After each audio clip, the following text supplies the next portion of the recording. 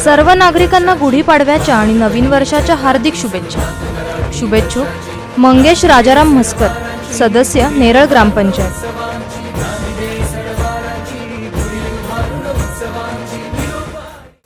वाढदिवसाच्या आदल्या दिवशी एका माजी नगरसेवकावर प्राणघातक हल्ला झाल्याची घटना पिंपरी चिंचवडमध्ये घडली।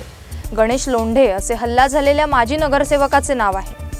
काँग्रेसचे माजी नगरसेवक असलेल्या गणेश लोंढे यांच्यावर खुनी हल्ला झाला। ही घटना तानाजीनगर चिंचवड येथे गुरुवारी रात्री घडली। गणेश लोंढे हे पिंपरी चिंचवडमधील नेते भाऊसाहेब भुईर समर्थक मानले जातात।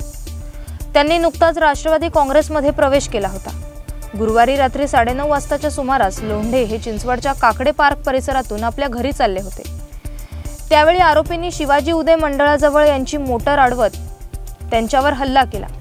जखमी लोंढे यांच्यावर थेरगाव येथील खाजगी रुग्णालयात उपचार सुरू आहेत। या प्रकरणी गणेश नारायण लोंढे यांनी पोलिसांकडे तक्रार दाखल केली आहे। पोलिसांनी या हल्ल्या प्रकरणात गणेश घोलप, आकाश घोलप आणि सुमित लव्हे या 3 तरुणांना अटक केली आहे। हे तिघेही पिंपरी चिंचवड परिसरात राहत आहेत। विशेष म्हणजे गणेश लोंढे यांचा आज वाढदिवस आहे।